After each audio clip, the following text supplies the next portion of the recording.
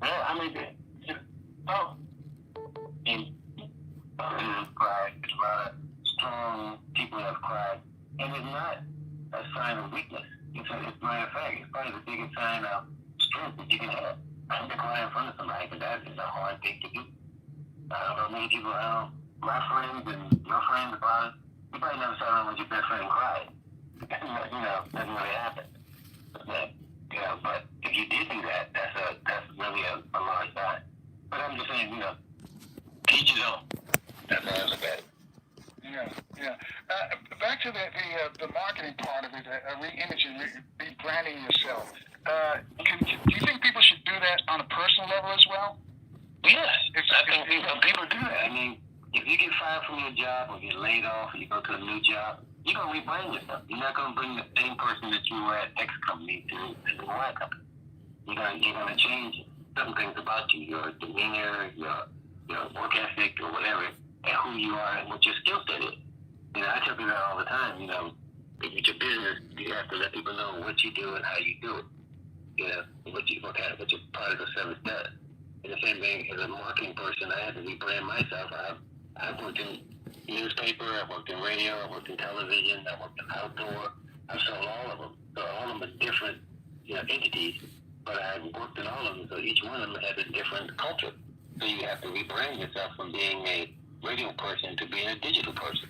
That's a rebranding right there, because that's something you used to do, and now you got something new that you're doing that when you go out and speak to people, that's a new image that you have to have in front of them, which is the new digital image, not the traditional radio image. So everybody needs to rebrand themselves sometimes. It helps with their careers, and it just helps you overall, to make more money, things of that nature. I tell people, freshen up your resume, freshen up your business.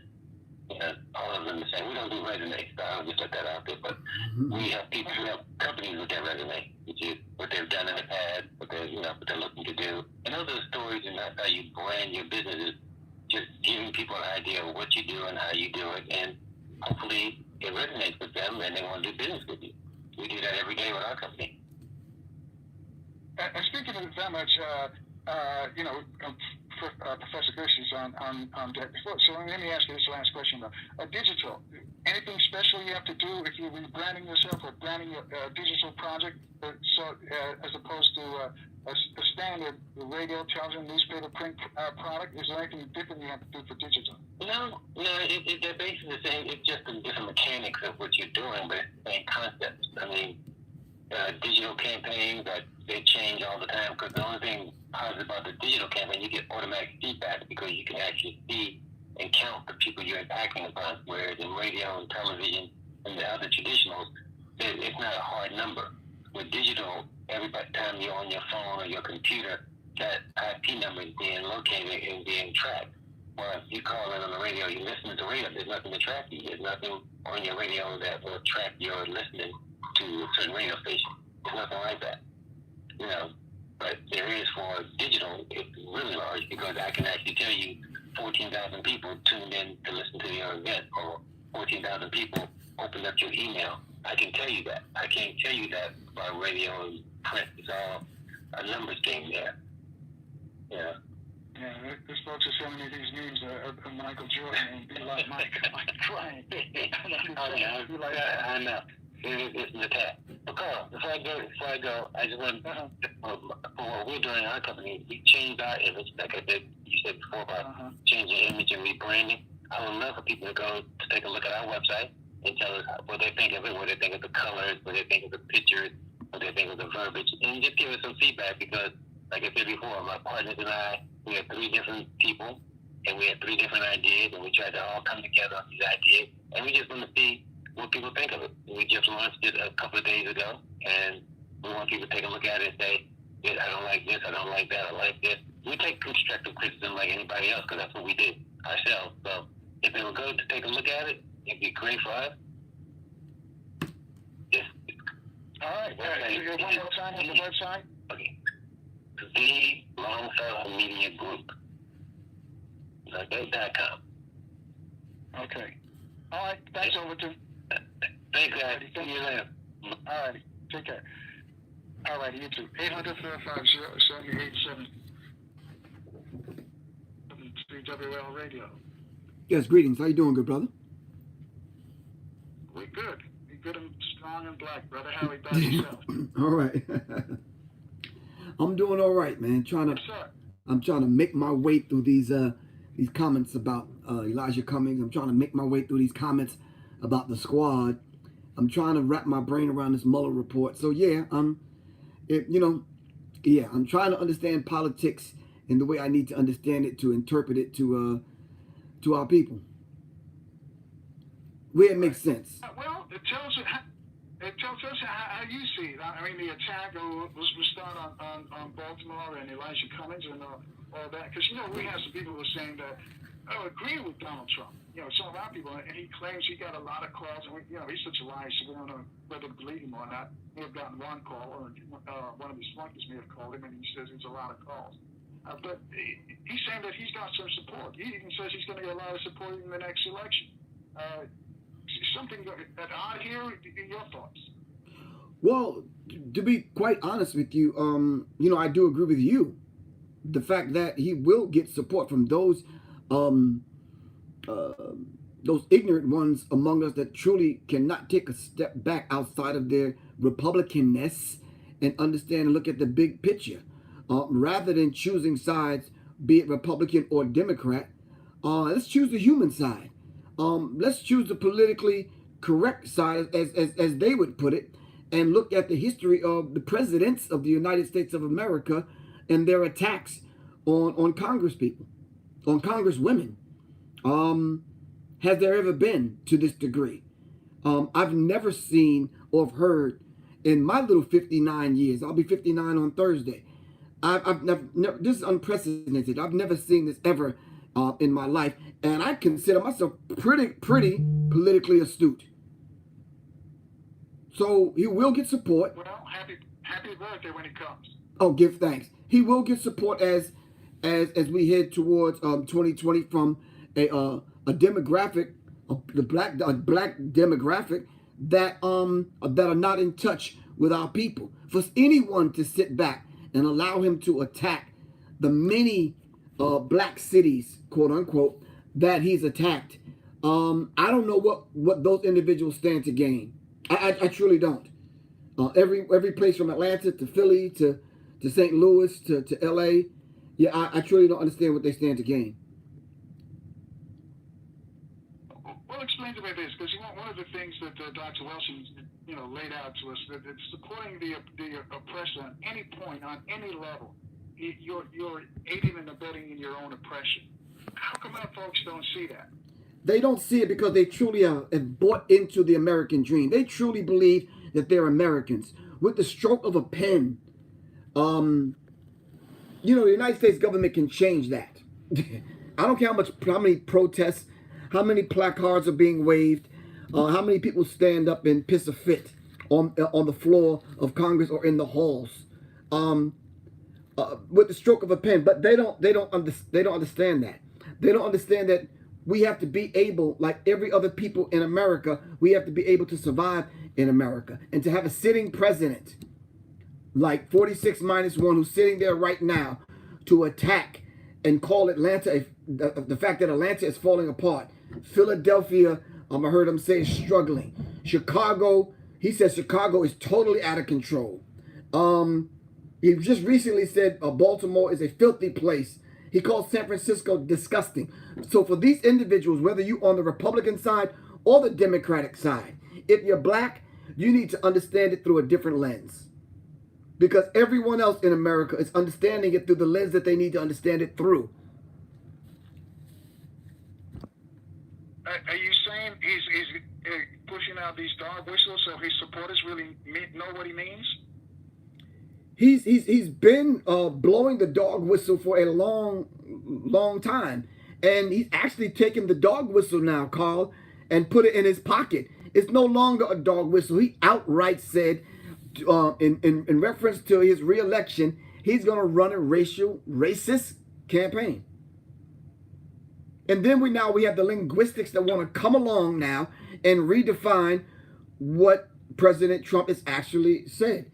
when you say you're going to run a racist campaign, that means you're going to speak to your base. So then now we have to figure out, well, what is your base? And then we have to be clear about what his base is. Does that include black people who are Republicans that want to vote and support Donald Trump? I beg to differ. It's not. That's not his base. Yeah, but you know, Griff, he's insulted black people, and yet black people come out and line up behind him, and I'm like, wait, he just insulted you guys, and you're still digging him. What is it? Hold on a second. You gotta take a shot. Okay.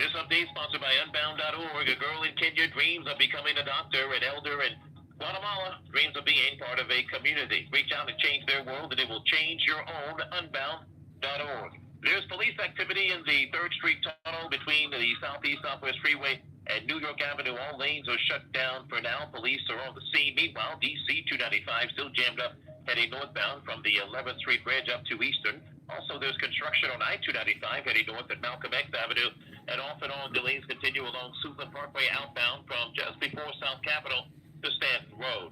Partly cloudy skies overnight, low of 72. Tomorrow, not as hot. A chance of an afternoon thunderstorm, high close to 88. Right now, it's 94. I'm Tony Thornton for News Talk 1450 AM and 95.9 FM WOL, where information is power. Man, how can you afford gas for that big SUV? I pay less for gas than everyone else. I got the free Get Upside Gas app and get up to 25 cents a gallon cash back every time I buy gas. Hold on. You're getting up to 25 cents off a gallon with the free Get Upside Gas app while I'm paying full price? You know it. People earned over $1 million last year. You just got to take a picture of your gas receipt and bam, up to 25 cents a gallon cash back. You don't have to tell me twice. I'm downloading the free Get Upside Gas app now. Download the free Get Upside app now in the App Store or Google Play to save up to 25 cents a gallon when you buy gas. Use promo code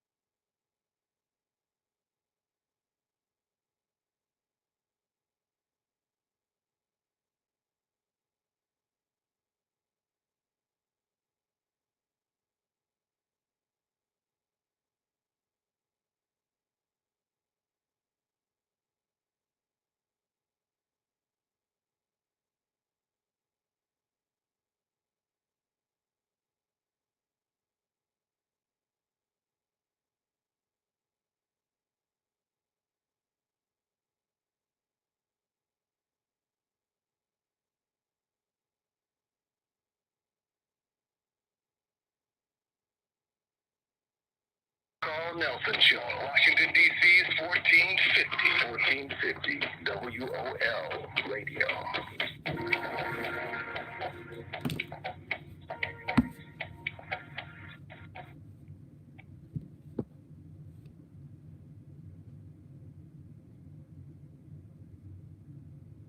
The conversation we're having about the people who support Donald Trump, even in what he says.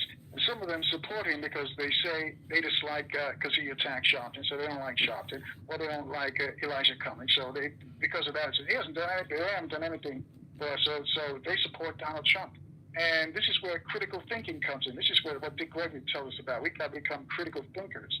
How do we get those people to move into that, from one column to the other, to understand that once you side with the oppressor, just because you dislike your brother, the oppressor doesn't love you anymore. Same thing with the brown folks who are coming across the border. You know, and he tells you they're taking your jobs. They're not taking your jobs. His people won't give you the job. They give it to them. Right. You know, but how do we get our people to understand that? I think we get them to understand that it has to be an educational component to it on a very, very local level, Carl.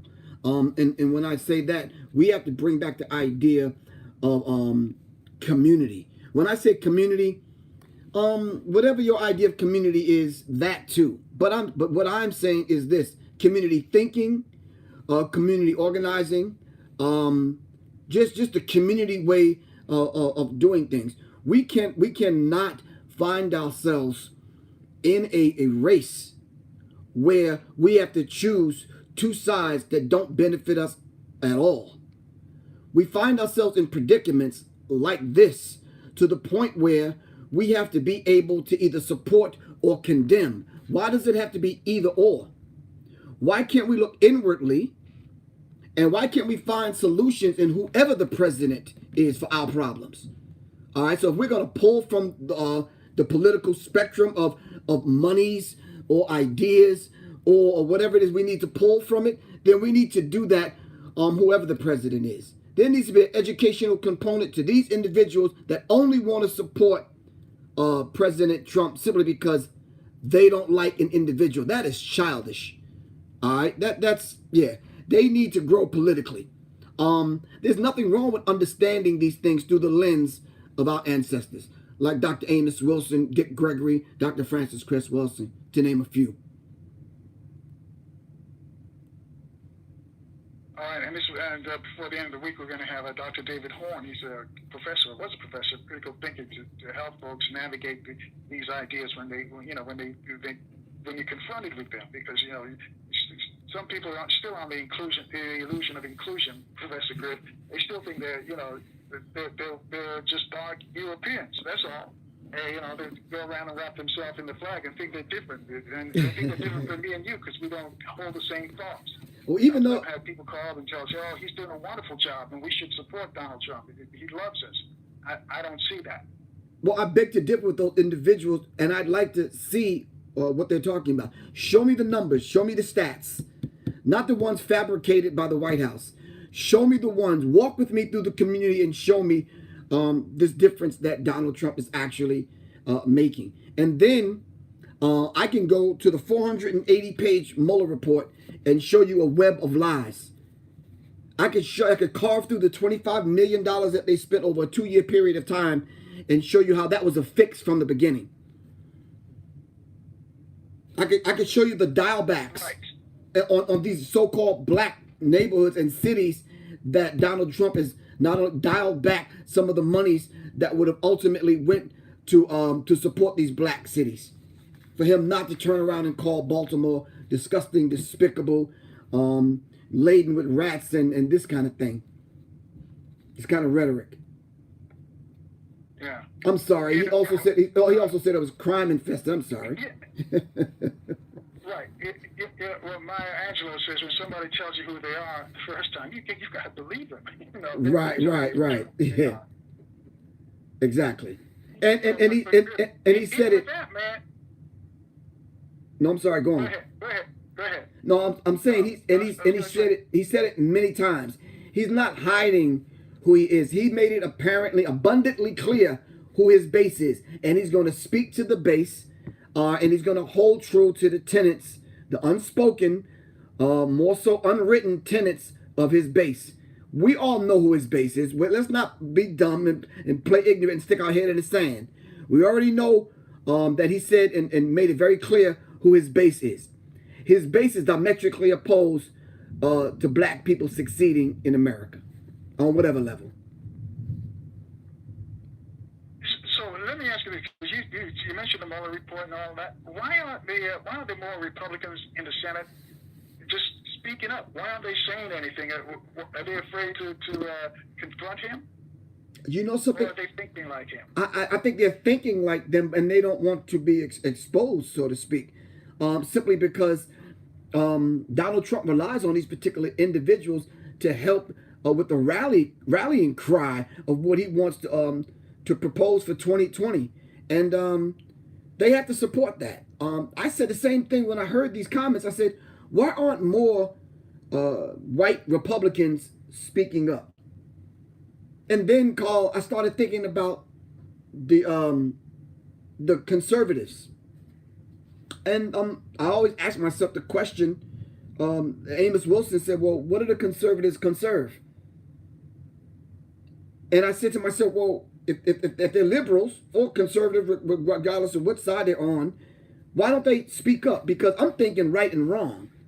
I'm thinking racist, non-racist. I'm thinking move the country forward. This is the way I'm thinking. So if that's the case, then how come good white Republicans don't speak up? And then I'm wondering what the black Republicans are saying. Like when they don't speak up, what are the black Republicans are saying? And Griff, you know, the white Democrats too weren't saying that much either. There's a sort of silence on that side too. Even among black Democrats, well, they ain't talking about me. He's talking about Elijah Cummings. You know, he's not speaking about me. I didn't hear a full-throated, offense, if you will, a response to what he said from the Democratic side as well. So I'm just wondering, is everybody afraid of this dude or what? Or are they afraid of becoming being put on the list as one of the ones that helped dismantle racism, white supremacy, so that everyone could live in this quote unquote melting pot that they call it? As Dr. Francis Cress Welsing says, if this was truly a melting pot, then white folks should be very afraid, because if it melts, the thing that comes out on the other end, white people may not be pleased with. If everyone just got together and this was a true melting pot, yeah, the vast majority of people in the next 10 years are going to look like you and I, Carl. And they know that. And, you know, they're the ones who know that. They know if black folks ever came together, this is what Mandela said when he got out, if black people ever knew how much power they had, if they would ever come together on anything, whether it be tiddlywinks, big wigs, or whatever, you know, dominoes, or whatever we're doing, we stick together. To see, the other folks know that. And that's why their plan is to keep us divided. Where our folks can't see them. This is what Dr. Wells and Neely Fuller keeps telling us, that they have a code when it comes to us. We just don't have a code when we deal with them. They stay on code. And Neely Fuller keeps teaching that we need to have a code when we deal with them. And on top of that, we need to stay on code. Right, exactly. And I think that's imperative, and it's becoming the thing that's most important, knowing and understanding the code. Neely Fuller has put it out there.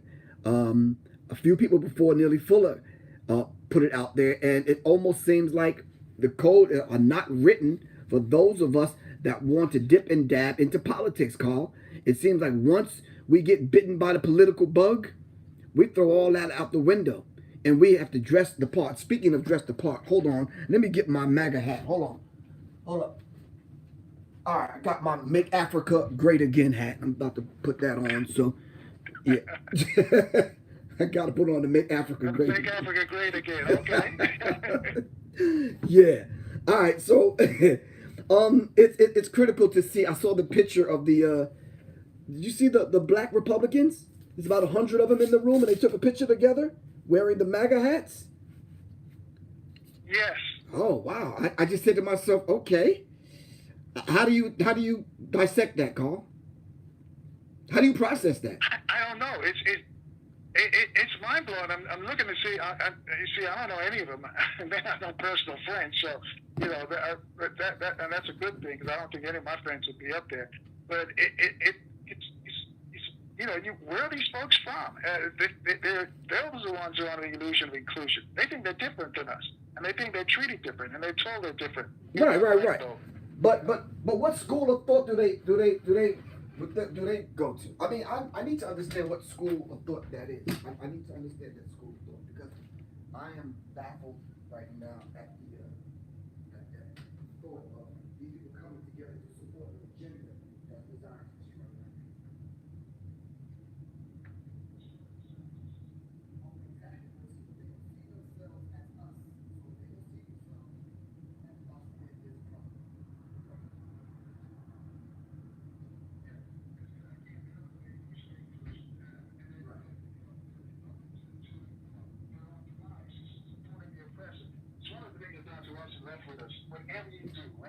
because you're not on the oppressor side. Right. So our house is burning, or Massa, are we sick? Or Massa, the brown people are coming across the border. Okay. Right. Let's open another gate for them. You just don't be on the side of it. And some of our people just don't get it. They refuse because they're wrapped around in the flag, and some are paid not to get it. But hang on a second. We got to take another. All right.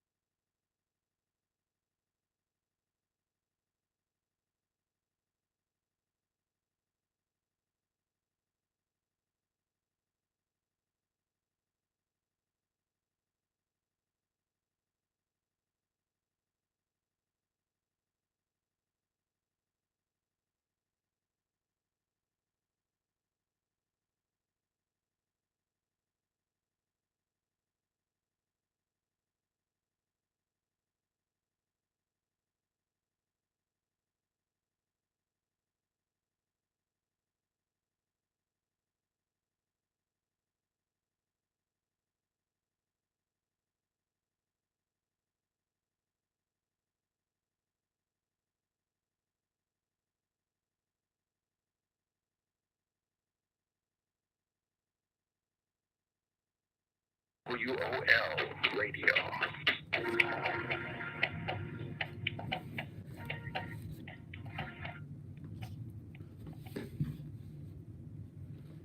Information to free your mind. Reach out to him at 800-450-7876.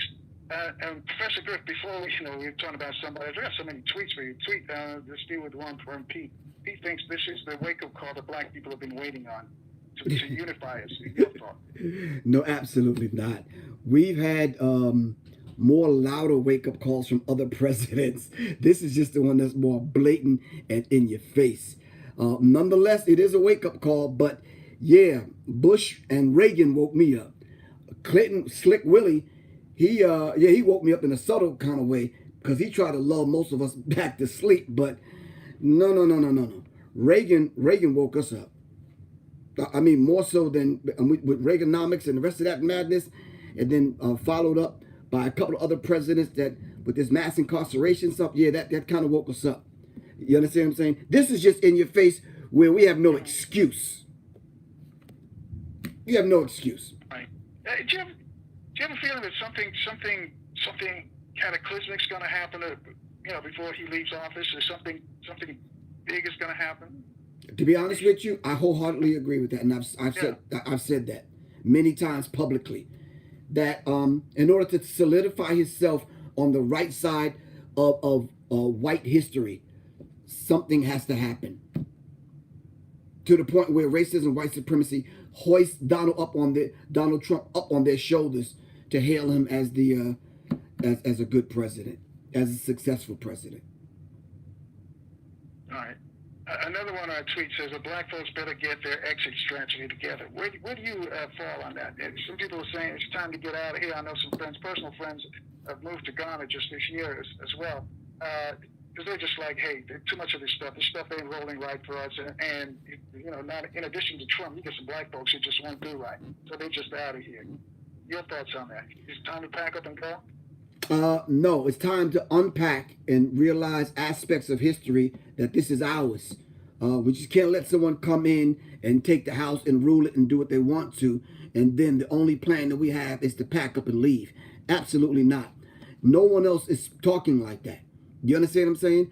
And at the same time, Africa is turning red. China is in Africa, and other people are going to Africa and coming into Africa and taking the natural resources. So at the same time, they're talking about packing up and leaving what's ours. They're going over into Africa, and they're facing a whole new set of problems with another people and their own people. So no, packing up and leaving is not the move. No, I'm sorry, we're not leaving. So we're gonna plant our red, green, and black flag and fight. Is that what you're saying? Yes, of course. And then not only that, there's African countries that will allow us to have dual citizenship, and there's nothing wrong with that. Every other people do it. What is wrong with black people doing it? So I'm just saying the fight is here. Yeah, man, we've been on this playground for a long time, way before any other people came to play on this playground, man. I'm not taking my kickball and going home, but because the bully showed up. It's not gonna happen. No. All right. I wanted to slide into entertainment a little bit. Kanye is one of his biggest supporters, and we know Kanye's got some issues. Let's put it mildly. But do you see any other entertainers coming up and getting behind Donald Trump? Not that I could see. And I've been keeping my my radar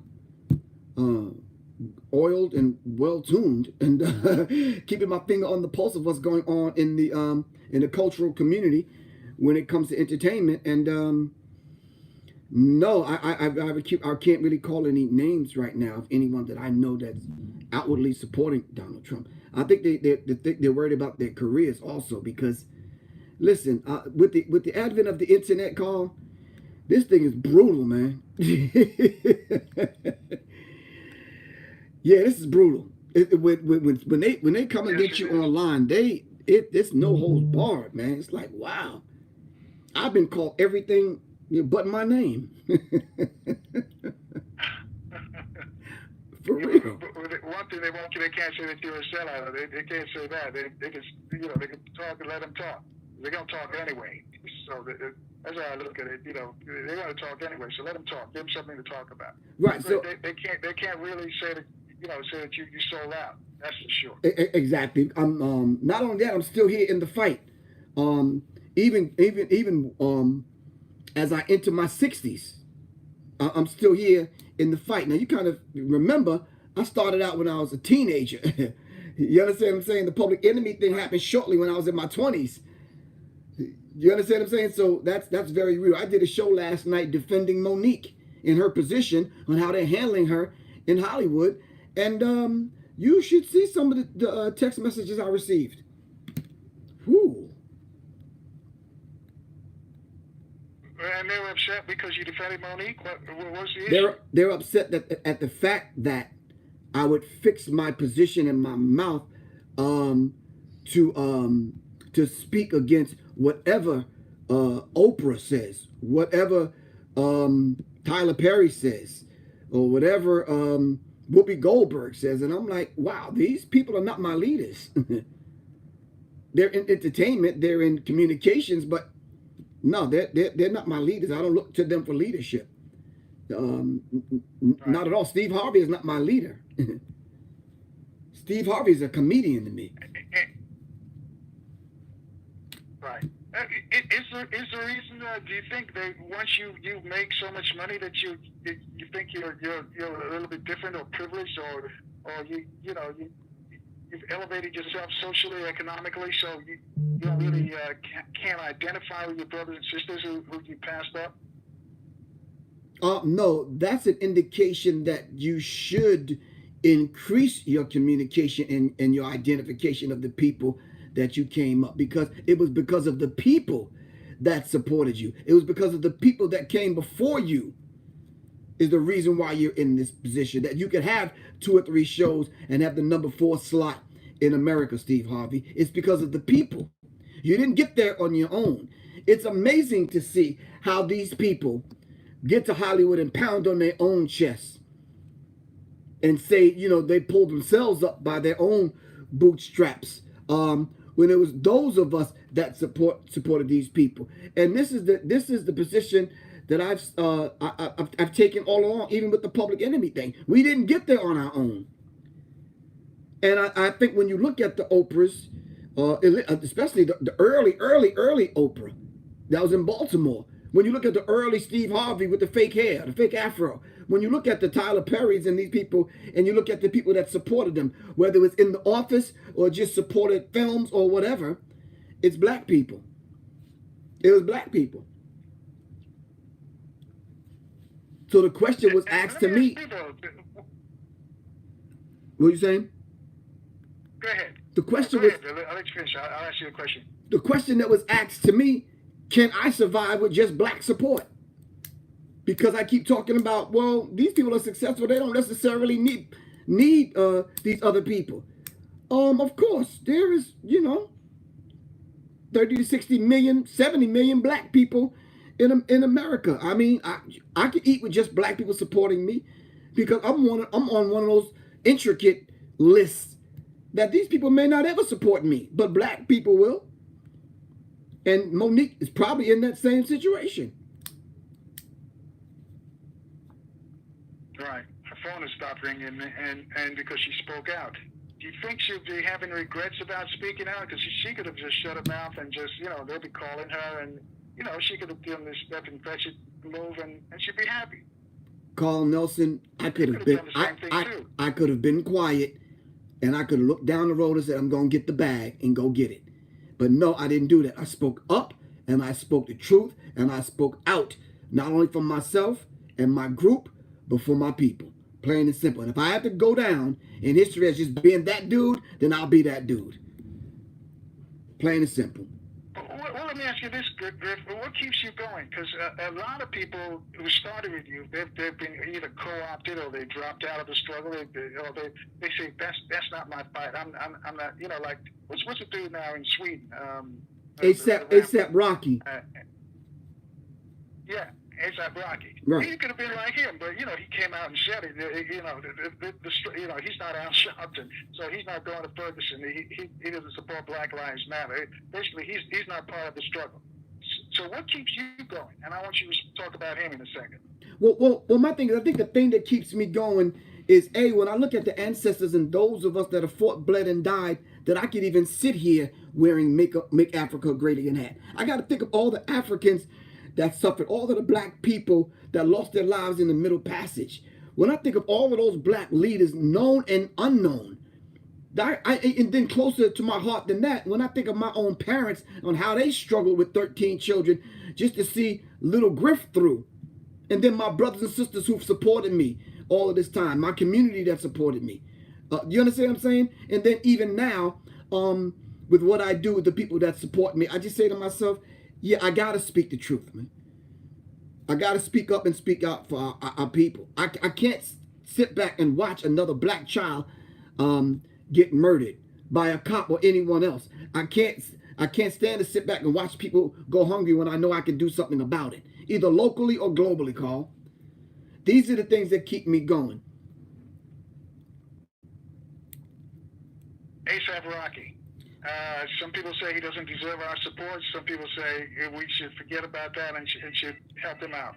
No, I tell you what, no, drummers woman. No, he shouldn't. We shouldn't support him. He should not get our support. And if we have to ostracize him and make him an example of what happens to Negroes like that, all right, then we're gonna have to do that. Plain and simple. He should not get our support. No, go get the bag. Go to Soho. Ask them for support.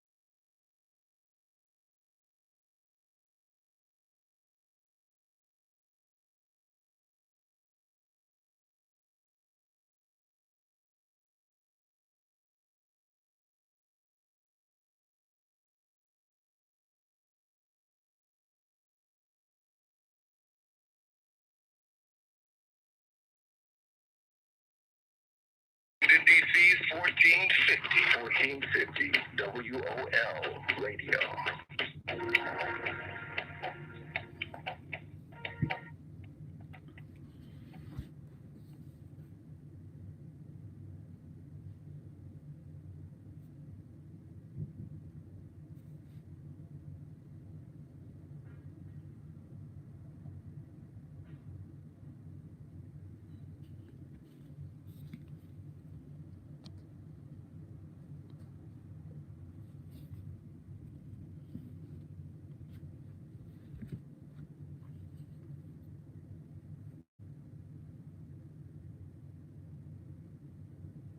Griff again. Griff, because we didn't hear you the last time we were talking about A$AP Rocky. We were right before we left for the break. Your thoughts? Because he says he was not part of the struggle.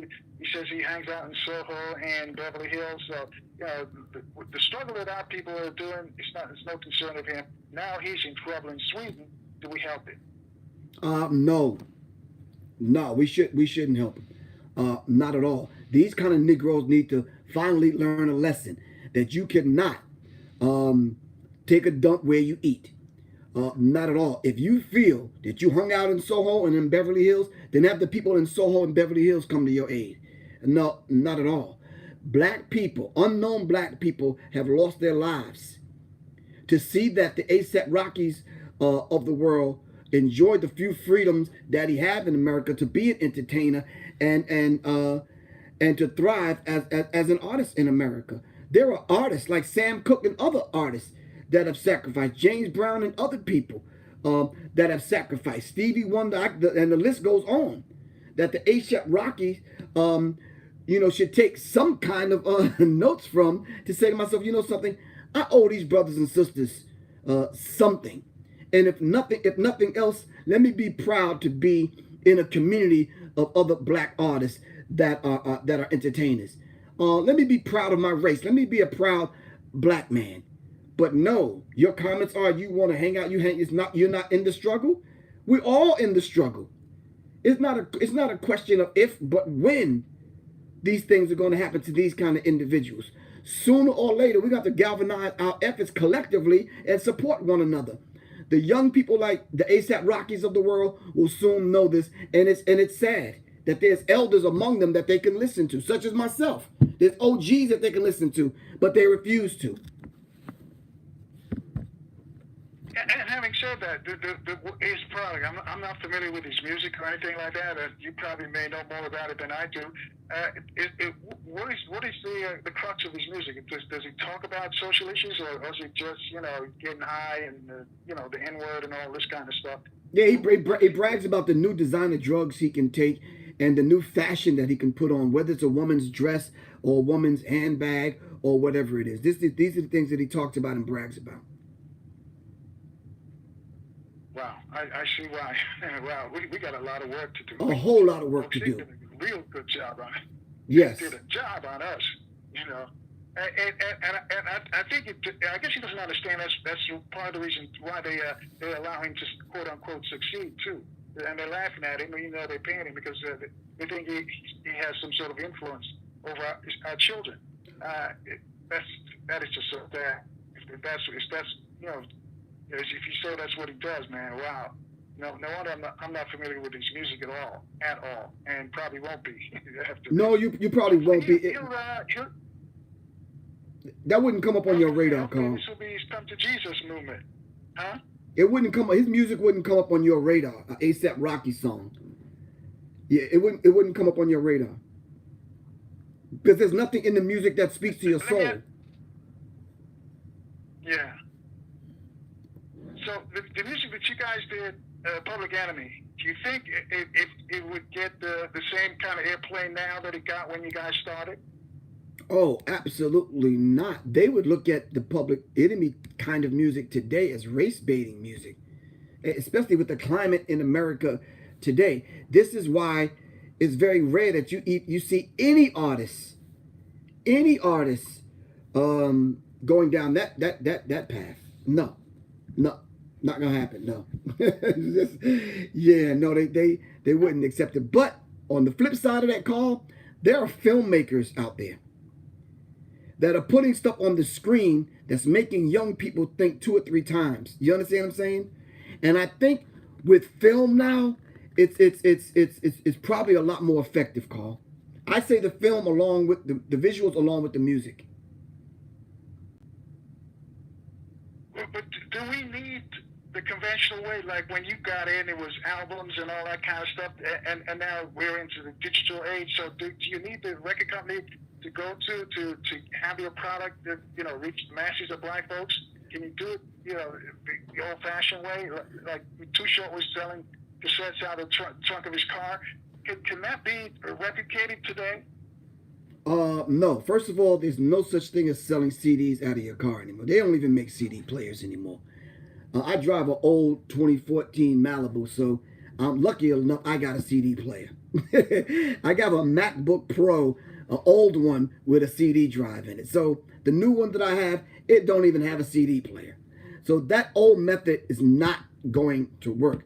Now, unless black people come up with a way to digitally get their music into the cell phone communication companies, the Verizons, the T-Mobiles, and the AT&Ts, yeah, and the Sprints, yeah, we're gonna be out of the loop, because the Spotify's and the iTunes and the Apple Music, and they're not pandering towards anything conscious or positive. They got algorithms now, Carl, that'll redirect that stuff in a heartbeat, man.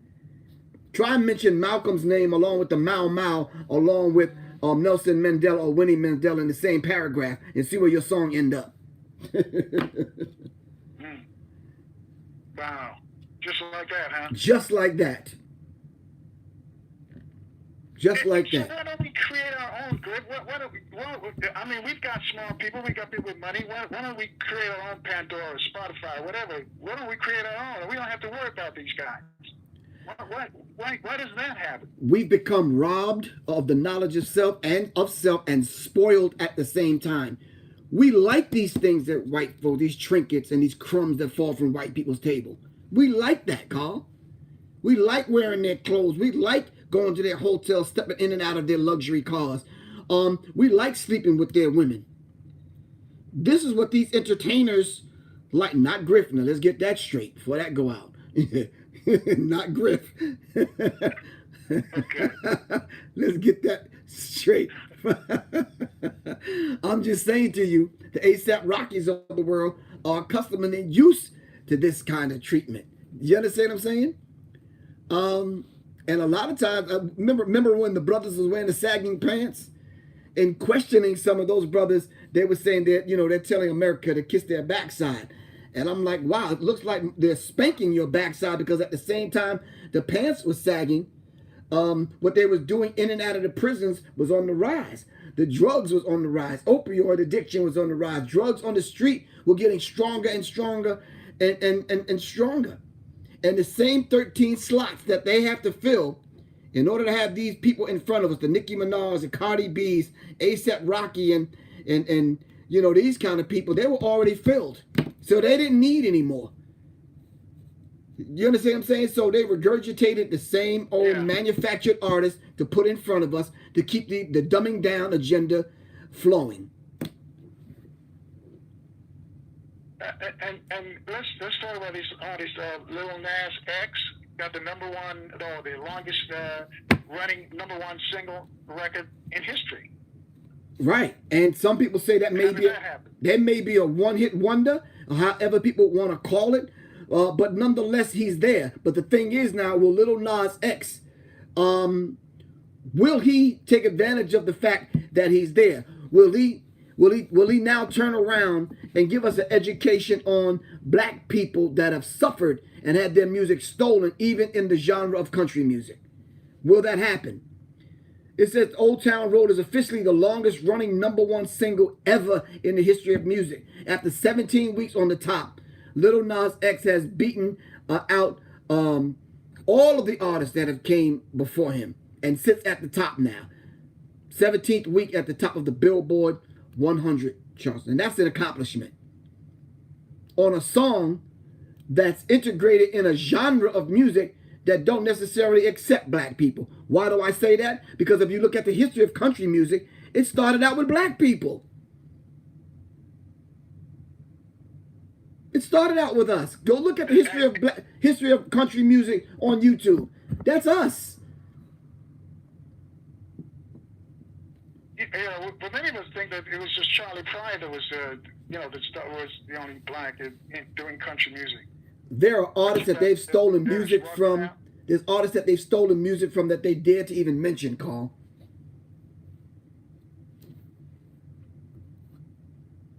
Wow, incredible. So Griff, do you think this is gonna? He did this record. Is it number one? Who's buying it or downloading? I should say that's what's happening now. Who's downloading this record? Is it the country Western fans? Is it the black folks? Who's doing it? To be honest with you, Carl, when you really listen to the song from a artist perspective, it's not necessarily a bad song. It's actually a good song. Um, when you listen to it, it may not be my speed or your speed, but it's actually a song that's really kind of put together. He said he bought the music for I think $45 online. Went to the studio and put his lyrics over it and put it out. Made a cheap little video with a camera and just put it out there, and it caught on. And he got the world's attention. So you ask the question, who's buying it? Of course, white people are buying it because they think it's a genre that they're ruling in, and that they reign supreme in. But now this has brought other thing. This brought other black country artists to the surface, and it's making us look into exactly what does this country music comprised of, and what is it comprised, and who is comprised of. Like, who is there in country music prior to the popular white ones? And then why would a young black kid, 20-something years old in Atlanta, Georgia, come up with a song like this? What would inspire him? Now, I do have to admit, last week I was doing my show on the west end of Atlanta, and I did see a horse trot by. I do have to admit that.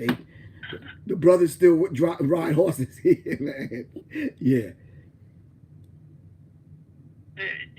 And the question is it being played? Like I said, it's probably not my speed, but is it being played on black radio? How's it the top selling or record, or the number one record in the world at this point? Where's it being played? Where are people hearing it? Surprisingly enough, Carl, when I pull up to the light and the car pull up next to me, I hear it. The loud headphones on the train, some people, they're playing it. People are singing it. If you go on YouTube, wherever this guy goes, whether it's in a classroom full of young people or whether it's an audience of thousands of people in a stadium, everyone knows the song. It's a very simplistic song.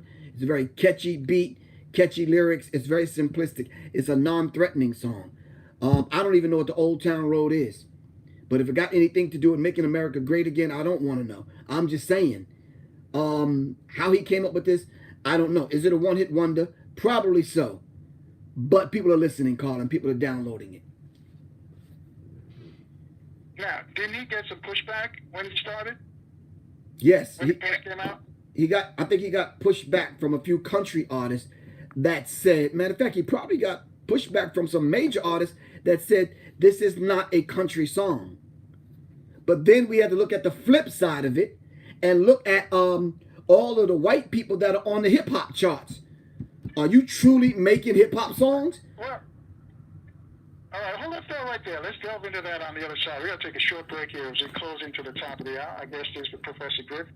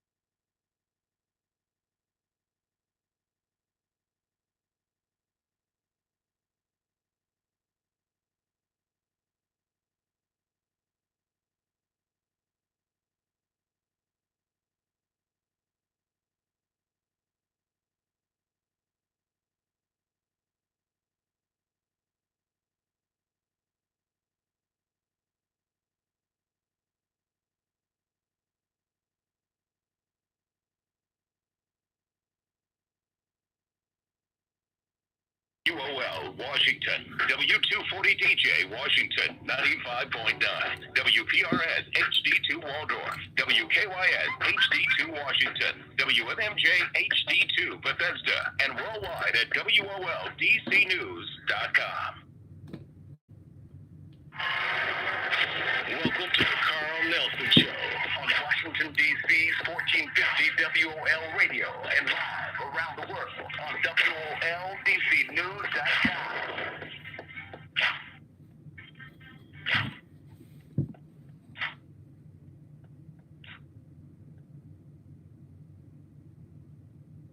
Hundred 450-7876. Getting a lot of tweets for you, Griff. But anyway, you was telling us about what was happening in the rap charts. You saying other folks are coming into the rap industry now? Well, the hip-hop industry? The other people from the other side of the fence come into the rap industry, and no one ever questions whether or not if what they're doing is a rap song. But as soon as Lil Nas X crosses over and does a hip-hop country song, it becomes a problem. And the controversy led to Billy Ray Cyrus doing a remix, and then 3 other official remixes and a video. And the one that he did, it solidified Lil Nas X on the country charts where they couldn't ignore it. And now he's been there for 17 weeks. But to solidify that, Lil Nas X felt it very necessary to come out as homosexual in order to solidify that. And yeah, some people are scratching their heads, some people are applauding him, some people are saying, you know, they don't understand. So it's like, okay, this is the music industry. The music industry is not the same music industry that we used to know. It's not anymore. Do you think that he benefits from coming out of the closet? In the music industry today, does it benefit him in the position that he's in to come out of the closet? Yeah, yeah. It does. The position that he's in, yes. And the way he's playing that thing, that's his strategy. I'm not saying that. I'm just saying, should that matter? If I have a hit song on the chart, should it matter what I do in my bedroom? Gotcha. So let me ask you this: do you think this is the dawn of hip hop country? Now we're going to hear hip hop because we got hip hop gospel. Do you think now country listeners are going to be more amenable to be hearing some hip hop country? Well, to be honest with you, Carl, to be very frank, when I was putting together my book, The Psychological Covert War on Hip Hop, I ran across that body of information. I left it out of my book. There are a few artists that have been down that path, Carl. They just didn't get recognized. And they definitely didn't get support from black people because we ain't digging country like that. So what is it the beat? Is it the fact that, is it the whole genre? Is it the fact that the black face? Because you got white folks doing hip hop now. What's the resistance for country listeners to that kind of music? I think black people are coming back to take a genre of music that was stolen from us and to show and prove to the world that we can do it just as good as anyone else. I think that's the fear, that we'll come back and we'll reclaim. Like Obama came back and reclaimed. Jack Johnson, I just watched a documentary film on him, took over the whole boxing world. Serena Williams. I mean, I could go on and on about who we are as a people coming back to reclaim what's ours. And I think there's a fear there. White people are sitting back saying, Dad, can something be ours? We don't have hockey, golf, tennis, nothing. You understand what I'm saying? Yeah, and country music is like the NASCAR is one of the last vestiges of white fiefdom, if you will, where they control and run everything. So they see something coming like this with this music, and they really probably put a block on all the country hip hop artists, unless it's one of their own, unless an Eminem country singer comes out and does hip hop. Do you know if there's any in the pipeline like that? But you know something? I remember when Beyonce did her little country song. Oh, they shunned her. Yeah. Yeah, they all but threw tomatoes at her. Yeah. And you talk about someone that's sitting at the top of the food chain in music.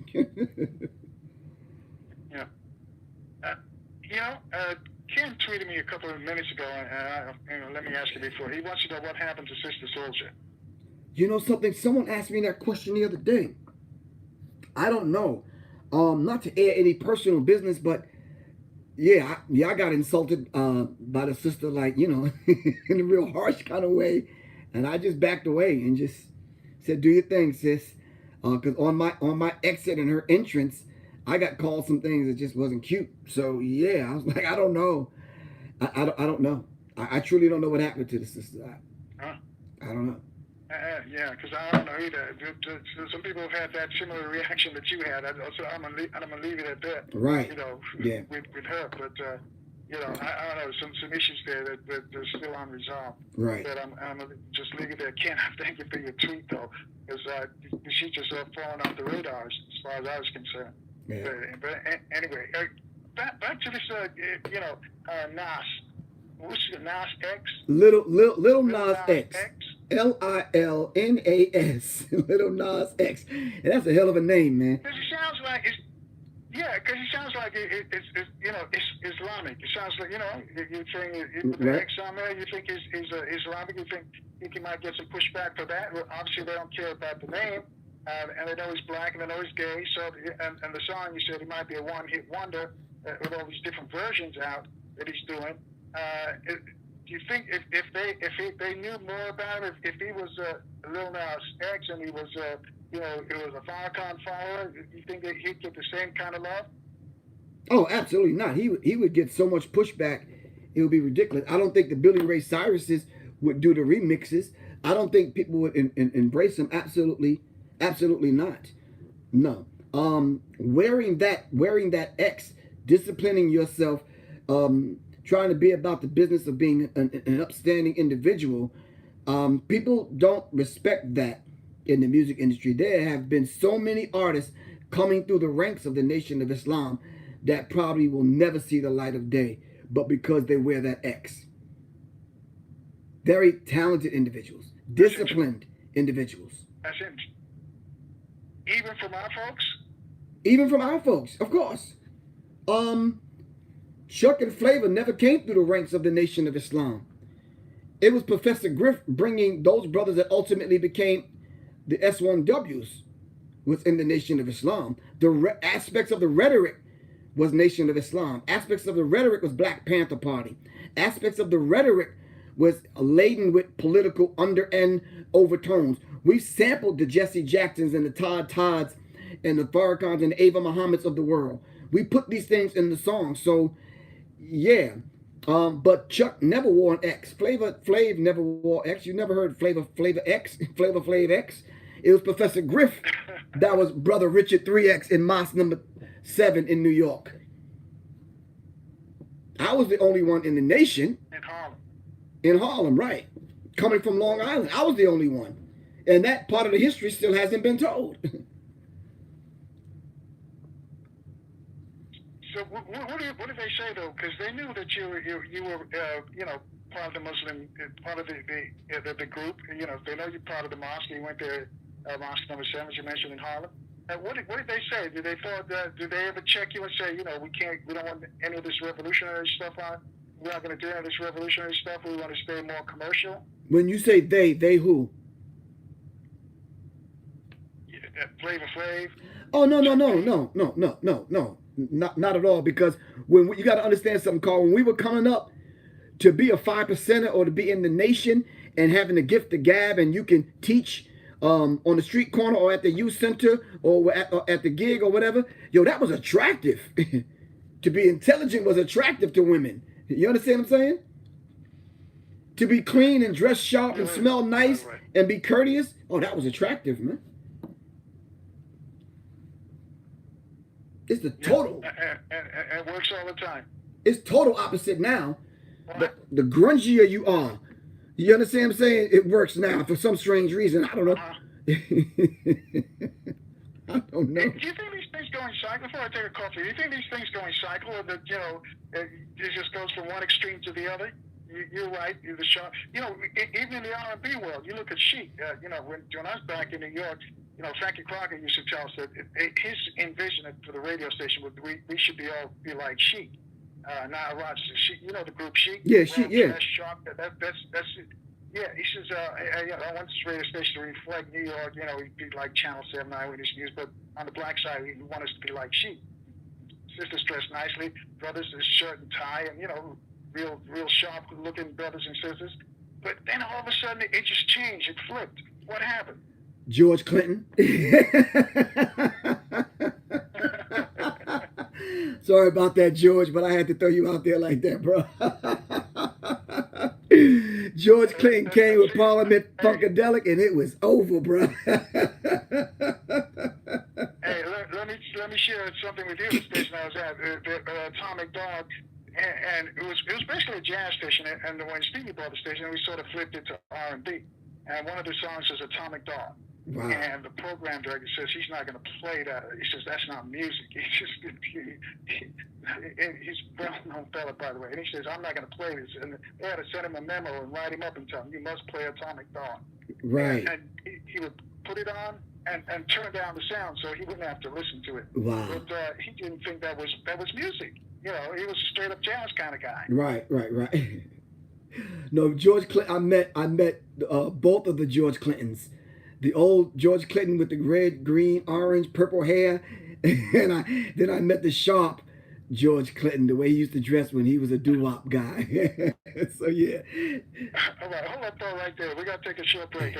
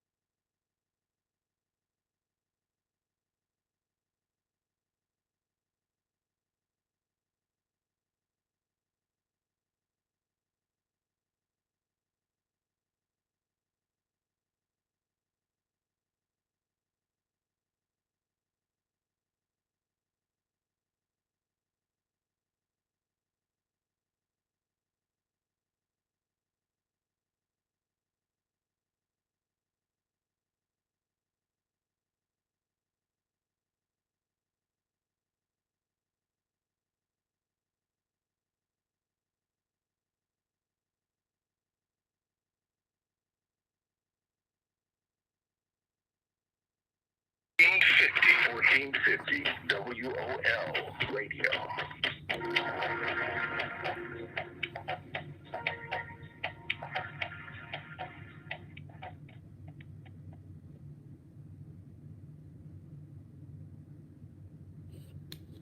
Hey, much respect. Hey, Griff, can you break down the symbolism in that? Remember a couple years ago, LL tried to come out with a country song and it blew back in his face. A couple rappers on the West Coast said it was always homosexual in the rap game. One guy said, one day you're going to see homosexuals come out. Is this symbolism of the Baphomet? And why did X, whatever his name is, buy your boy Ferrari? And that's algorithm. Nobody's checking for that song, man. Don't nobody like that song. And don't you think it is trying to get whites go against blacks like always? Oh, that's a whole lot of question. Yeah, can you answer them? Peace out. I don't think I can answer them. Let me try see if I can remember them. The symbolism in what? In the homosexuality, in what Little Nas X is doing. No, I don't think there's any symbolism in referring to the Baphomet. No, not that I could see. What LL Cool J was talking about in his song did not resonate with anyone but LL. I want to trade my gold chain for my slave chains and all this. No, that didn't resonate with anyone. I think LL was kind of trying too hard. Yeah, but no, I don't see the symbolism in it. No. All right. Thank you, Mayhem. 800-450-7876. Let's go to line 3. GC's calling us from Maryland. GC, you're on with Professor Griff. What a pleasure to talk with us. What a pleasure it is to speak with you, Professor Griff. How are you doing today, Carl? Give thanks. I'm doing fine. And you? Hey, I called maybe a couple months ago, and I just threw something out there to Carl Nelson. I think that this music that we listen to, well, not that we listen to, but our kids listen to, is instruction. For them to perform the way they do, and for them to, it's like, I'm thinking that it's probably, like how the words they use, how they treat people, how they have no respect for their elders, how they disrespect women. Today's music, I think is, and that's the only music that's getting aired in wide range. So, what is your thought on that, sir? Well, first of all, when you said the only music that's getting aired, I don't believe that at all. Simply because with the advent of the internet, anyone can play anything, anywhere, at any time. So when you say getting played, to be honest with you, bro, I don't even listen to the radio. I know a lot of people. Okay, so let me put it this way. Okay, so you got the same knuckleheads across the country doing the same thing. Okay. How do they all get this? How do they all receive this instruction on how to conduct themselves? That's what I'm trying to get at. Well, to be honest with you, it's always been like that in music. If someone comes out with a hit song, people try to duplicate that particular formula because they want a hit song. It just seems like it's always been that way. I've heard of a couple of Public Enemy groups that come out that try to be Public Enemy knockoffs. It kind of just didn't work. Right now, there's a sound that's very popular sounds, trap music. Thousands of people have tried it, but yeah, you have to understand trap. You understand what I'm saying? So when you say instructions, I think more so trends. If people want to jump on the trend, extract the money from it while the fad and the trend is in, and then move away from it. So you don't think the record executive saying, well, this is what we're going to play, this is what we want to put out there, this is what we, want to, this is what we want to steer our kids through, all of, the homosexuality, the feminization, and all that kind of stuff. You think that, you don't think that that's the case? No, I don't think all the record executives, have that mindset. No. Some that are in major positions, they want to put out the kind of music they think that will sell. To be honest with you. Now, is there a hidden agenda to that? Of course. Yes, sir. And maybe that conversation we can have at another time about the hidden agenda from the hidden hand. Okay. All right. Hey, got it. Yes, sir. Thanks for taking my call. Hey, have a good week. Yes, sir. You as well. All right. Thanks, CC. Thanks for your call. 800-450-7876. Professor Griff, are you in the studio back again? Who am I? Yeah, are you back in the studio? Yeah. Well, I released my single Behind Enemy Minds, and we're working on the 4th single of my wife Soleil. We're working on her 4th single, and we're releasing her album on September 28th. It's called Under the Veil. So yeah, in the lab trying to get both albums done. Yeah. And your book. The last time we talked, you had your book out. Or how's that doing? Oh man, the Warriors Tapestry is beautiful, Carl. I've taken it to another level, and I've actually turned my book into a workshop in order to reunite fathers with their sons. So in order to come, I call it a warrior song, and we have to be able to reunite the dads with their sons, so the sons can get the proper upbringing. I'm so sick and tired of hearing I grew up without my dad. You understand what I'm saying? Right. Oh, tell us a little bit about the book, because I'm glad that it's doing well. It's doing very well, Carl. And the thing about the book, I can't keep it in. It's doing very well, and simply because I think it's very practical and it's very real. It's not written in your traditional way that books are written. There's something different on every page. There's pictures, there's memes, there's different things on each page, and you can extract these different lessons. I tell parents, well, look, if they're not going to read the whole book, why don't you just take a picture of one page and text it to them? Text them. You understand what I'm saying? So we can move them into reading, move them into coming back to themselves and applying the principles that are in the book. Very simplistic book, very practical book. All right, and so you're back in the studio. What kind of production are you working on now? What is it? Because you can do all kinds of music. You can do the hip hop, the rap, the R&B. You can even do gospel. So what are you doing? What's this project? The project that me and my wife, both 2 separate different albums, we're working on putting those tones and those vibrations in the music that we can start and begin to heal, Carl. Songs that uplift, songs that inspire, and musical tones and vibrations that heal. There's nothing wrong with dancing. When's the last time you danced, Carl? Wow, you can't even think about that. Well, we got to bring that back, man. We have to dance. We have to express ourselves. We have to be able to listen to songs that don't offend our ancestors. We have to listen to songs and make songs that don't offend who we are as a beautiful people and the long legacy of black music. And we're about the business of putting those songs together. You know, I was talking to a friend of mine the other day, and we were talking about Luther and that kind of music from the Luther's age. And I'm glad he's back, because you can understand Luther. I'm older than you, so I could go way back.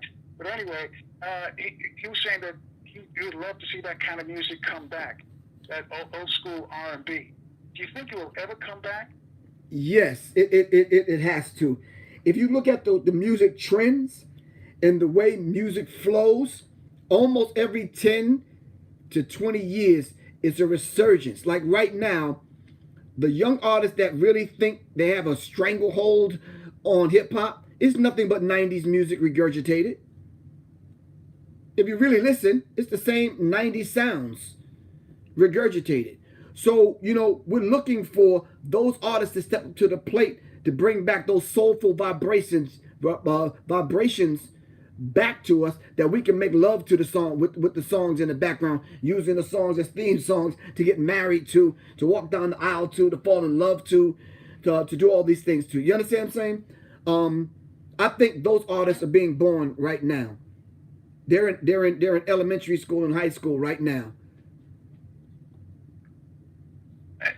And I got to ask you this, I'm in radio all my life, but how much does radio play a part now in airplay and being a successful artist? Do you still depend on the radio? I don't truly think it depends on the radio. You might need the radio to let people know you have a concert at the so-and-so and so-and-so this weekend, but there's a large demographic that just do not listen to the radio. I have a cell phone in my hand that costs about $600, Carl, and that's where people are listening to music on their cell phones. And it plays a big part, man. Now, radio validates it. I remember when I first heard the Public Enemy song on the radio, I was excited, man. Although it was 2 o'clock in the morning late at night. on a college station. Nonetheless, we was like, wow, we're on the air. You understand what I'm saying? And then it finally made it to mainstream radio. We were like, okay, we saw and we felt the impact. We were like, wow, okay. But the thing that I think set us apart, where we really kind of took off, Don Cornelius having us on Soul Train, which was key. Spike Lee having our music in his movie was key. And just us going and doing the grassroots works into the prisons and into the communities really set Public Enemy aside. And radio did help. I do have to admit that. All right. Actually, hold that thought right there. We got to take a short break. And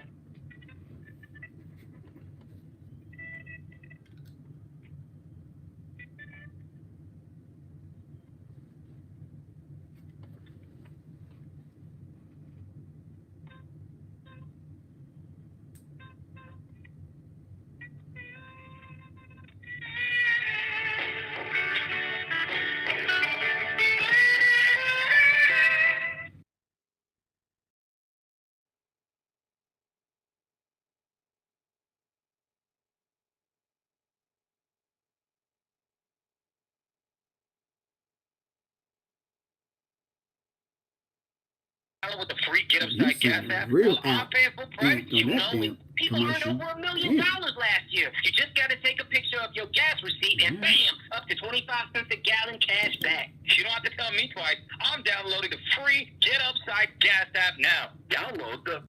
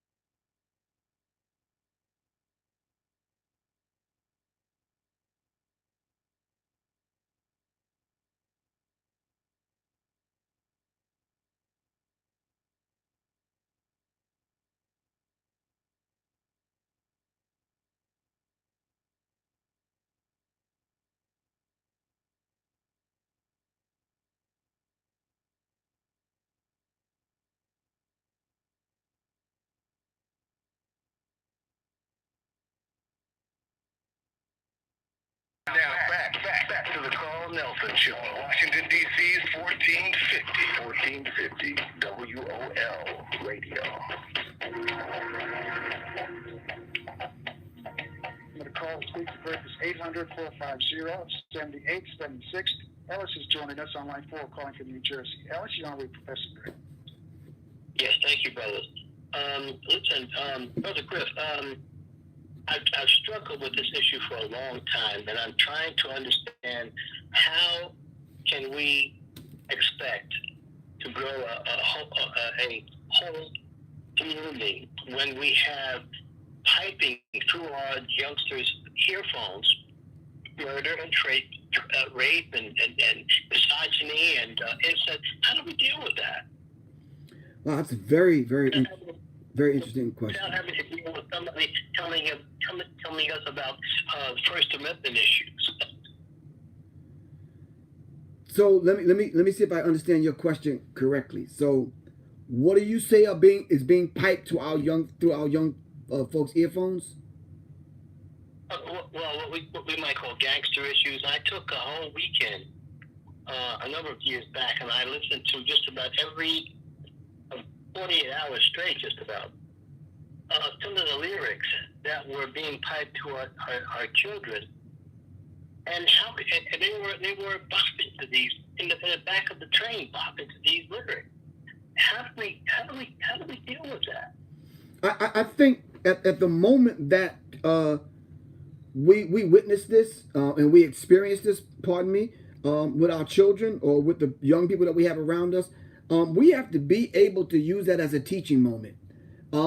There's music that I came up with that wasn't so clean cut, that was kind of derogatory, disrespecting women and some other things that, I had to be taught some valuable lessons from my elders through the music. And I think we need to do the same. And I think it's going to be an ongoing thing. It's not going to happen one day where all young people are just going to start listening to everything that's positive. You do not have a whole host of positive lyrics and songs that are out there right now. If you could name 5, I'd give you a free book of mine. There's not too many artists that are out there that's saying anything positive. This is the music that they're listening to right now. And these record companies that were analog, when the digital shift happened and they moved to the digital downloads, the same people at the same record companies that pushed the filth and the garbage before are pushing it now digitally. And we have to understand that. So it's an ongoing battle. It's an ongoing struggle. Yes. Yeah, I realize that. What I'm saying is that we, in many cases, depending on the community, if you approach a young person, it can be very dangerous. Oh, yes, indeed. I mean, we do it anyway here in Northeast, but it can be very dangerous. And then if you have a 3-ring circus outside their window, after we send them home, how do we fight that? I think, like I said, I spoke to this earlier in the show. We have to get back to community thinking, community programs, community involvement. Even now with what you're saying, community policing. We can't be afraid of young people, and I think a lot of times we are.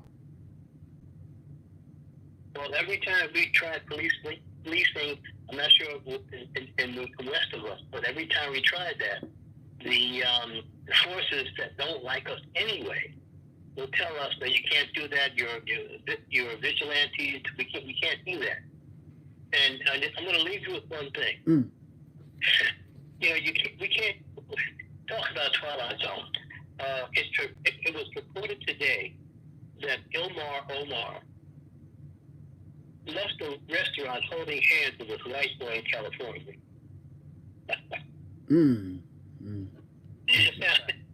Yeah, you saw that? With glasses. Yeah, I didn't know he was white though, because the picture wasn't that great. Sure, he's a white dude. White dude. So again, that's part of the trick bag we're in, and it's complicated. Thank you, brothers. Thank you. I appreciate it very much. Okay. Yeah, I saw that. It is complicated. Griff, I want to go back to record companies, because now, you're saying that basically artists are coming up today, they really don't 100% have to depend on radio for airplay to get their product out. Right. So how much control does the record companies have? Because we keep hearing stories that record companies tell these young guys who come up there, tell them what to put on their record, send them back to remix it. If they say something that they don't like, or if they defame some other group of people except our own, it's a no-go. But if they talk bad about us and our women, it's a thumbs up. How much of that is true, or how much of that is just myth? Well, I think we're under the illusion that there is some evil white guy sitting behind a desk somewhere dictating these moves that a lot of these artists are taking, and that's just not true. It's just not. A lot of these people that I know that's pushing this filth and this madness are black. Do the white record companies have invested interests? Are there backdoor deals that are made to push this madness by white people? Of course they are. Are the ones we made to see black? Oh, back up a sec now.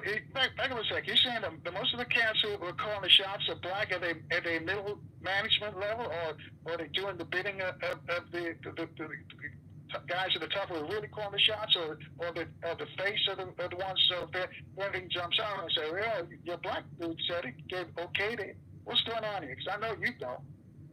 Yeah, but that's exactly what I'm saying. Mid management level, these people are black.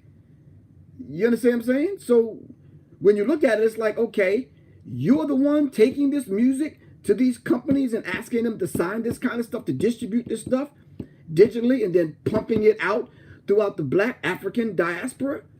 It's like, wow, bruh. Okay. So then you have to take some kind of responsibility for young kids acting the way they're acting today, listening to the music that they're listening today. And some of these black people that are responsible for these things, you will never know their names. You will never know the backdoor deal that they have made with white people to push this madness on our people. The same ones that, you know, that get praised for being wealthy or being rich or being whatever. The same ones. If a group came along with the same vibe as a Public Enemy today, how would you advise them? Because I noticed that people would look up to you, look up to your group, and look what you did, and they'd love to emulate what you did. And you know, what advice would you have for them? Because if they're going to run into a roadblock, if they go the traditional route, the route that you guys, you didn't so much stick on the traditional route, but you used what was there back then, and now it's the digital age. What advice would you have for them? Surprisingly enough, and I'm glad you asked that question. Me and my wife, we were in Tacoma Park, and we had met with a group, and they basically told us, and these are their words, if there was a young group right now that came out like Public Enemy, we would put everything we have behind them. You understand what I'm saying? Right now, with what's going on in America, with 46 minus 1 being president, all right, right now, if a group like Public Enemy came out, I think it would galvanize a certain segment of the people and would be successful there. You don't need the whole country and everyone behind you. You understand what I'm saying? With my project, I said, look, all I need is 10 people. And let those 10 people get 10 other people, and I'm fine. It don't take much to eat nowadays or what you can make if you control the whole pie, Carl. Just the followers I have on Facebook alone, I'm fine. You understand what I'm saying? Right. So in September we gotta have you back on before the album drops, though, so people can know that it's out there. Oh, let's make it happen. Yes. Right now because now you're a rare breed. Now you know there's not too many of you, and the reason why I want to do it is to show the young people out there that it can be done and you can be successful. Because I think there's an underground feeling that if you're not cursing, saying the N-word, putting our people down, putting our women down, that you can't make it in this business. And I'd love to show them that you can. Exactly. You don't have to be the Sinbad of comedians, you know. People say that Sinbad is because he doesn't use profanity, that he can't be successful. But can you be successful without using profanity as a rapper, hip hop artist, without putting our people down? You think that kind of music, uplifting, positive rap, hip hop, if you will sell? Yes. Speech from Arrested Development is a good friend of ours. And Arrested Development was successful. Sinbad, in my eyes, is successful. You understand what I'm saying? And I think Public Enemy used some choice words in reference to John Wayne and Elvis. But to all accounts, Public Enemy was successful in raising the vibrational pitch of our people's thinking into the mind of God and getting people up and that revolutionary spirit in our people. So, yeah, you can. Yeah. You can make songs without dropping the F-bomb and disrespecting women and that kind of thing and be successful. Yeah. And without having to come out of the closet and all that kind of stuff. You can be successful, yes, of course. Yeah. Right. And don't need and just making it on just the basis of us as a people, as a group.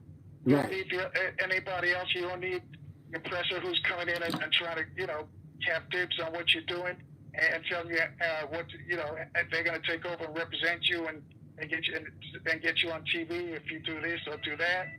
Well, I'll tell you what, hang on a sec, because I hear these drummers warm up. All right.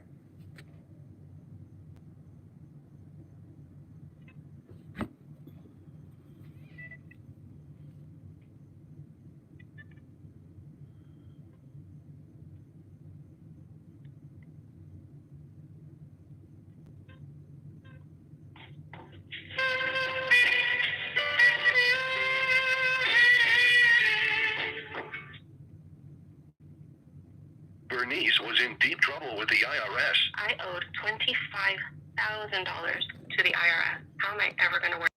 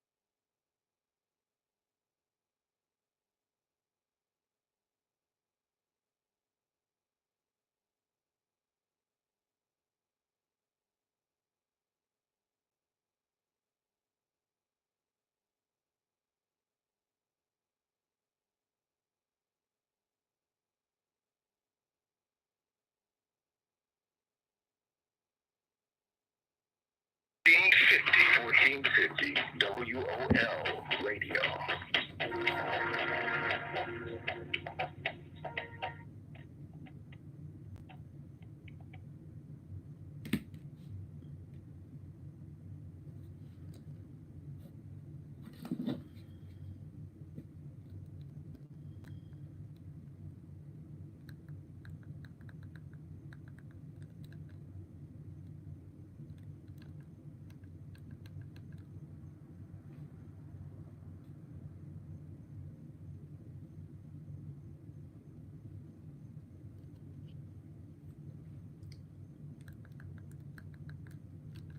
So, Professor, if you think that a particular product is out now for people who listen to this, so people, young people, and the music that they play, and they're doing positive rap, positive hip hop, if you will, and for the old explain the difference between rap and hip hop. Some people use them interchangeably. They can make it in this world today, in the music world. You say they still can make it. Young people with the young spirit and the young vibration, yeah, not the Public Enemies. If we came out with a song, yeah, probably not. But young people, yeah. But there is a difference between rap and hip hop. Rap came a lot later on. We never really kind of used that term as being a rapper. We were always MCs. You understand what I'm saying? And MC is simply master of ceremony or mic controller. And it went along with the other three elements, or really four other elements of hip hop. If you were a break dancer, if you were an MC, if you were a DJ or a graph artist, it had to be synthesized by the fifth element, which is knowledge itself. The rapping thing came when they started coming up into the music industry, separating these particular things to put a label on it and make money from it. And that's what you see now. You'll see white people making all of the money from hip hop, the vast majority of it. From hip hop. And you know, in the gospel genre, we saw that Kirk Franklin sort of, I wouldn't say borrowed, but I would say lift, but he used the elements of hip hop and rap in the music that he was doing, and that was successful. Do you see that growing? Do you see that? And again, do you see that moving? And I asked you before, in the country music, because you know, people in the UK, they when they talk about the station, they talk about, and I talk to them all the time about music. They say the music is so segregated. I said, because we're segregated here. They just play everything. They just consider music as music, and whatever it's good, they dig it. But they, you know, when you tell them you've got a black radio station, you've got a country radio station, and you've got a gospel radio station, they don't understand that kind of thing. For them, just music is music. Do you think we'll ever in this country be like that? Like the Brits, just the radio just plays everything. No, I don't think we'll ever be like that here. No, not at all. I think the American Western mindset prides itself on being uniquely different, but yet all the same. What I mean by that is all of the music that you hear, primarily all of it, a vast majority of it, a large percentage of it sounds alike. But if you ask the artists themselves, they'll claim that their music is different. And when you really listen to it, it's no different. And I think, once again, I think you said it earlier, the illusion of inclusion. They want to be in the music industry, but they don't dare to do anything different. So, to them... go ahead. No, I'm listening. No, I was going to say, they have now sprung up like blank stations in London that just play hip-hop and reggae and rap, and they just play all the genre of black music on that particular station. They got a station in London that does that, and I think they've got one in Canada as well. But for the most part, those started because that kind of music wasn't being played on the regular radio station. So people put it on themselves and say, hey, we're going to serve our people. And that's so they have these specialized. I think the government in both countries, gave them licenses for these specialized kind of radio stations because they knew they were being ignored. Unlike here, they just got one. We got several black stations, or stations that play a lot of black music, not necessarily black owned, or play a lot of gospel music. We sort of segmented where over there they just have, and in Canada, I think it's only in Toronto too. They just have one black radio station. And one or two in London. So the change is coming, but it's coming really slow. And it may be a numbers game too, because the percentage of us here is greater than the percentage of us in Canada and in the UK. Well, I do have to admit, Carl, I was one of those kind of individuals when I first made a trip to London, and when I came back, I was like praising them for having bootleg radio stations, because there's just some songs that I thought was really good songs, the main radio stations would not play. And I was like, so what? Let the bootleg radio stations play them. I wish I could have a bootleg radio station. This is what I was saying in the 80s. And then with the advent of the internet, it's like, wow. Here I am right now with my own platform, i.e. station. And every Wednesday, songs that are submitted to me, I play. Of course, there's restrictions. You can't do sampling and that kind of thing, else YouTube will shut it down. But yeah, I've always supported those kind of artists, man. Because I'm not really with the same hearing the same 13 songs over and over every single day. That's an agenda, man. And then I went through the whole period of understanding payola. Right. Let me share this with you. We were in Kenya. Where were we? It was a French-speaking country, Cote d'Ivoire. And we heard Whitney Houston's, not My Love Is, My Love Is Your Love. They were playing that on the radio. Uh-huh. And we came on like, wait, we haven't heard that because the record company had not released it. Right. So once we got back and got a copy of the CD and saw it was on there, we were playing it. And the record company called up the program. They're going, why are you playing this? Heartbreak Hotel. That's what it says. That's what the radio station want to play. And they have a system now that tells you when you play a record. They can tell what time it was played. And the program there says, what time was it? And he says, it's 6 o'clock in the morning. I said, oh, that's a talk show. That's when they transition. Yeah, but we don't want people to hear that yet. We want to push Heartbreak Hotel. Right. That's what I understand. And you say, you guys are playing My Love Is Your Love or something, the one that she did, Wycliffe. And I was saying, yeah, because we heard it. We were in Senegal. That's where we were. I'm sorry. We were in Senegal when we heard it on the radio. Mm-hmm. We thought, hey, they got a new Whitney Houston before we heard it on the stage. And he says, no. Record company tells us, which one they want to go with. So we would go, so all the stations, all the black stations were playing Heartbreak Hotel. That was going to be the second single. I was like, wait a minute, how did they know? And they have this sound scan or something like that. Sound scan, yeah. It tells them exactly what records are playing and when. And so they got on their case. So, but we still played it because they allowed us to play one record before we transitioned into the morning show. So we'd always used to play a record that reflects the artist, the guest that we had on. Like we had actually Waters there played She's a Bad Mama Jamma, something like that. Armstrong. Right. I'm your puppet.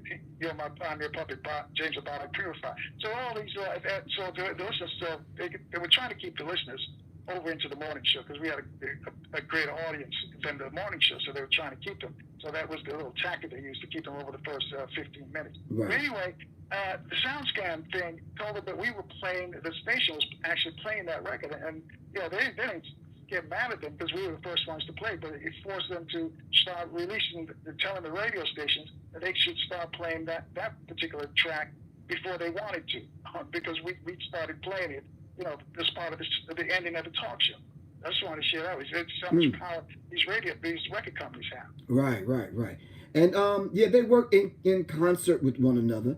Like you said, because it may be a numbers game.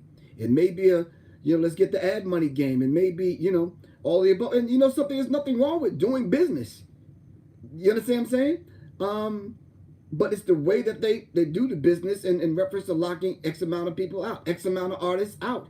And then when it comes to our children, the stuff that they push on our children as far as these songs are concerned, that's a dangerous business, man. Because the same songs that they push through the headphones of our children, their children don't listen to. So, but their children are also listening to our music now. Yeah, but they have a different set of principles and morals and values that will balance out the madness. You understand what I'm saying? And our children are left to go and fend for themselves on how they're going to deal with these issues that's coming through their headphones. But the message that comes out is the message that our people is all negative about us, and we internalize it in a different way than they internalize it. Exactly. That's why once they go up, these will become the folks who want to take us out. They become police officers and administrators, and they do they make decisions that go against us based on what they grew up thinking that they know about us, just by they say, well, I know more about black because I like black music. I listen to black music. They think they know more about us than we don't know about ourselves. Yeah, one of your callers have said it. I believe his name was Cece, I think, or because it says he asked whether or not is the music a set of instructions, and to a degree, it is. And that's you're correct about it. How many of our artists know that though? Because they you mentioned how you felt when you first heard your song on the radio. That's and I hear that from artists all the time. When they first heard, they know exactly where they were when they first heard their record on the radio. They were ecstatic. And this is what they when they break into the business, and then after it's old hat because they hear it on the radio all the time. But the very first time, it's like that first hit, like a drug, and it keeps them going. The elation they feel from hearing themselves on the radio in a song, and everybody's digging it. And I think that's what motivates more people who are in the business to do that. Right, and the whole idea of people hearing your song, you being recognized at Walmart or Burger King, or you understand what I'm saying, or the mall. It's like dopamine, man. It's like getting that high every single time, and you chase it, and like your man Steve Harvey said, for $1 million he would go on and act like a monkey. Sad. Just sad. Right. You gotta have some principles, man. Some integrity and some principles. Exactly. Yes, sir.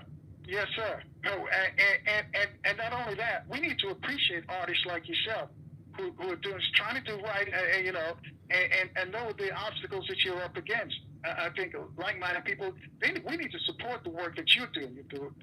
When your product comes out with you and you're working with you and your wife, you got to come back and let us know, man. We've got to support artists like yourself, because the other folks who are putting out negative stuff about our people, they get all the support in the world. Right, they do. Yeah. Some people say, well, why don't you have as many followers as I would think you would have thousands of followers? No, because I don't spew the madness. I don't spew the filth, and no. We don't do that on my platform. No, every single night we reference a book, or we recommend a book, or we recommend reading. We recommend prayer. We recommend meditation and you know, these kind of things. And a lot of people shy away from that. You understand what I'm saying? The vast majority of the people that's on my platform are women, simply because those are the ones that want to kind of help push a positive program. And we have to respect that, man, because, you know, they're the first teachers. Right. Well, Griff, we got to sail out of here. Before we do so, how can folks that want to get your book, want to learn more about the project you work on, how can they? Do you have an email address, your Facebook, and how can they get you?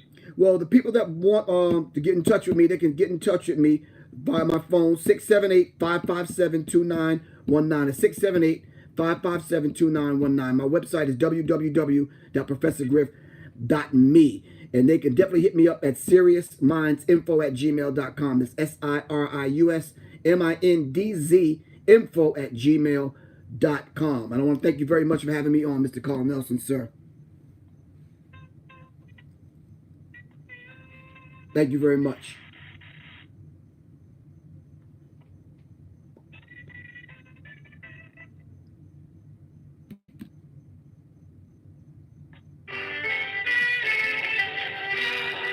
So I think that was the last segment.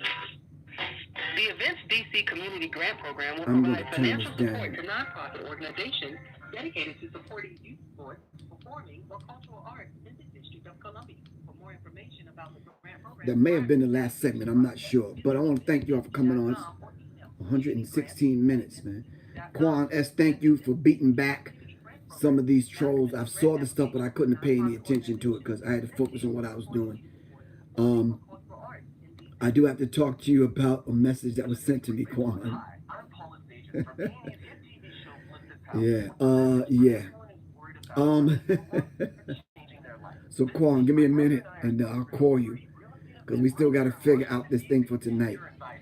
But let me see if this is the last segment, and then I'm going to hang up and give you a call. By tapping into the multi-trillion-dollar real estate market. You'll learn how to get started making money flipping houses right here in your area, and about strategy to acquire income properties.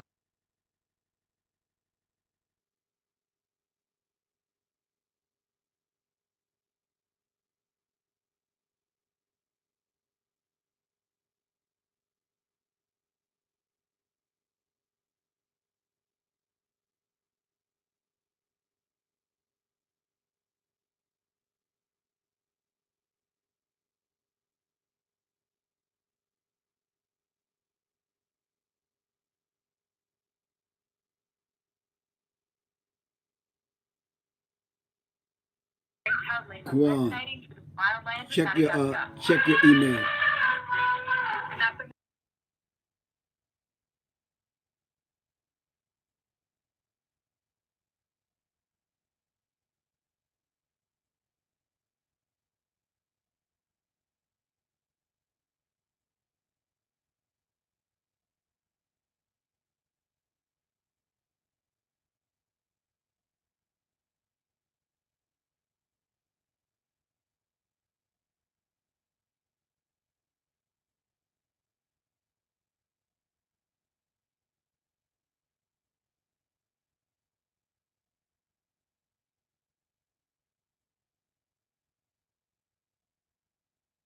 now at endextinction.org. Millions retire online.